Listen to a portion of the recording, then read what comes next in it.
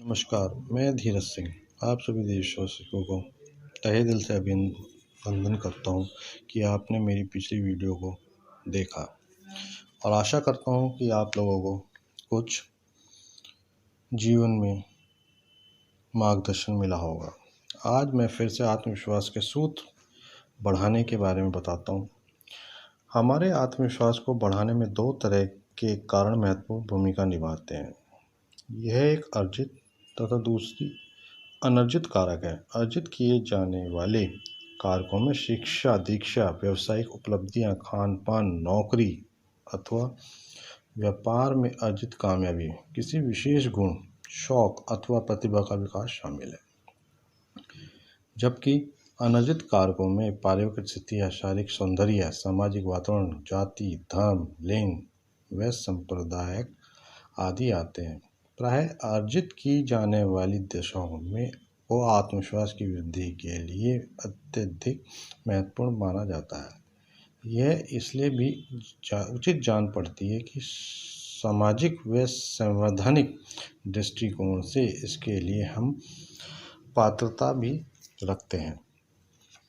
बहुत से मनोवैज्ञानिकों का मानना है कि व्यक्तित्व निर्माण तथा आत्मविश्वास में उन्नयन में अर्जित तथा अनर्जित दोनों कारकों की महत्वपूर्ण भूमिका होती है। भले ही हम अर्जित कारकों को ज़्यादा सामाजिक महत्व देते हैं, लेकिन फिर भी ये दोनों कारक पूर्णतः विकल्प नहीं है। अच्छा व्यक्तित्व अर्जित करके हम शारीरिक सौंदर्य की कमी को पूरा कर सकते हैं। इसी भांति उच्च पारिवारिक स्थिति होने की पर भी ऋणात्मक मन स्थिति हमारे आत्मविश्वास को घटाने का कार्य करती है। मनुष्य हेतु आत्मविश्वास को बनाए रखने के दो मार्ग हैं। एक तो वो जो पाना चाहता है उसे प्राप्त कर ले, अथवा अपनी अपेक्षाओं, आकांक्षाओं में कटौती कर ले। आत्मविश्वास सिर्फ एक मानसिक स्थिति के रूप में ही प्रकट नहीं होता, अपितु यह है कि वह व्यक्तित्व में भी परिलक्षित होता है। जो व्यक्ति आत्मविश्वास से भरे पूरे होते हैं, उनकी बोलचाल, उठ बैठ, रहन सहन तथा क्रियाकलापों में भी उनकी झलक अभिव्यक्त होती है।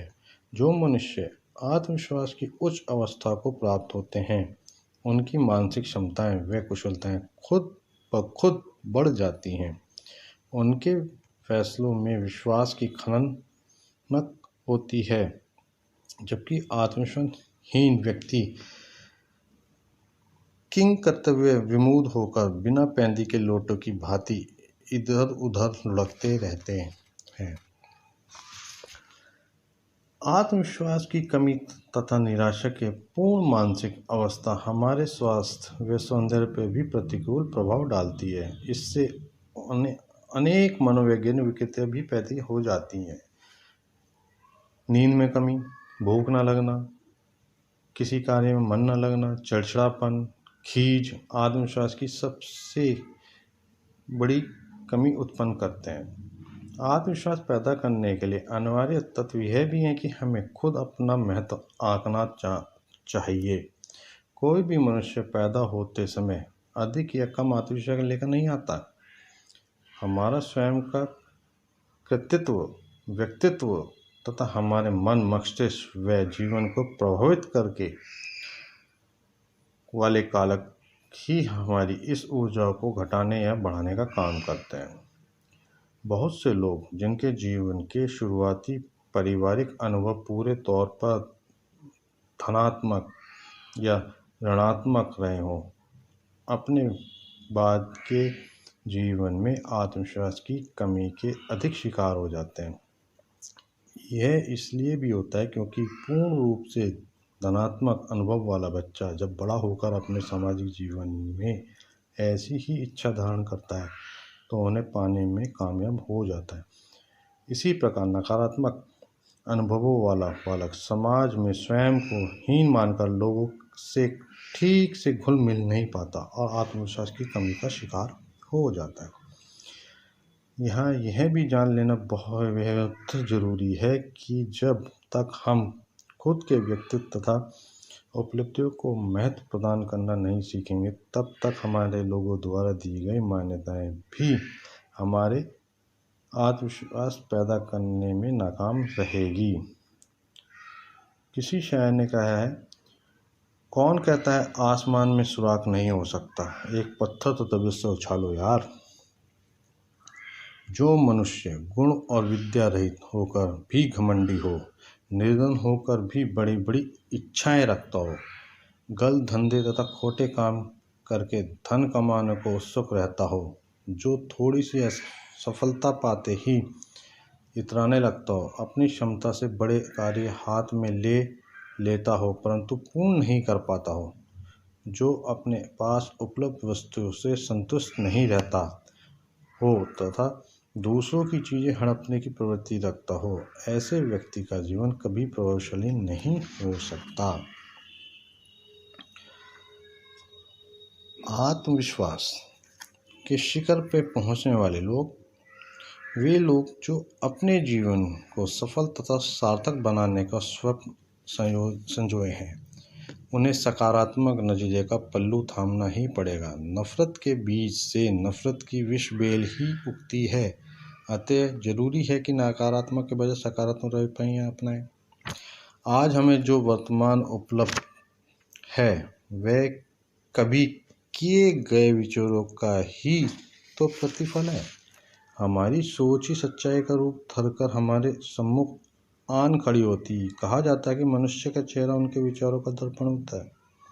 हम जो भी हैं, जैसा भी सोचते हैं, वह धीरे धीरे हमारे मुखमंडल पर अंकित होता चला जाता है। आप शेर तथा गाय की आंखें देखिए, आपको सोचने का फर्क यहाँ भी स्पष्ट दिखाई देगा। हम जो भी जैसा भी विचार करते हैं वह हमारे वार्तालाप के दौरान प्रकट अवश्य होता है। हम जिस प्रकार का सोचेंगे वैसे ही बोलेंगे।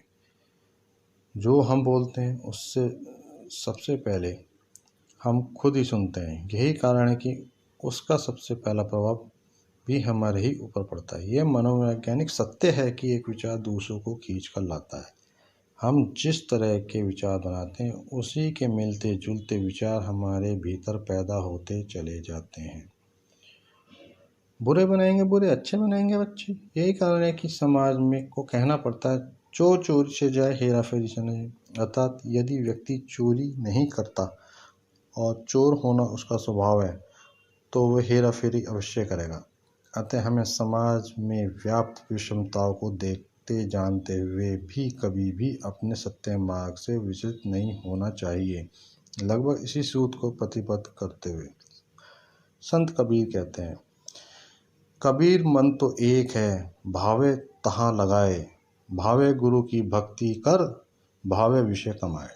अर्थात मन तो केवल एक ही है ना, इसे जहाँ पर अच्छा समझो वहाँ लगाओ।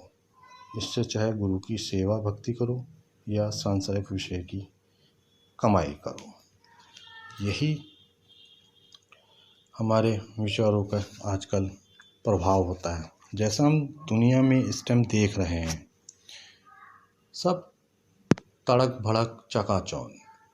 मैं बार बार इसी के ऊपर बोलता हूँ, तड़क भड़क चकाचौंध। लेकिन तड़क भड़क चकाचौंध को देखते हुए हम अपने अंदर का व्यक्तित्व का आत्मन डगमगाने लगता है। वो जब डगमगाता है तो हम तड़क भड़क की तरह तरह की चीज़ें देखते हैं और उसी में हम खुश होने लगते हैं। फिर हम ये नहीं देखते हैं कि ये सही है ये गलत है। सही गलत तो कोई आत्मविश्वास वाला जिसके अंदर बुद्धि विकसित है वही पहचान सकता हो, 10 जनों को समझा सकता है कि ये सही है ये गलत है। लेकिन आजकल कोई नहीं मानता है। फिर जब वो फंसते हैं कहीं पे तो फिर पीछे मुड़ के देखते हैं कोई हमें बचा ले। कोई नहीं बचा सकता उन्हें, क्योंकि गलती आपने करी है तो स्वयं ही आप सुधारेंगे। सही और गलत में फिर से कहता हूँ, निष्कर्ष निकालना सीखिए। आशा करता हूँ वीडियो अच्छी लगी होगी। जय हिंद, धन्यवाद।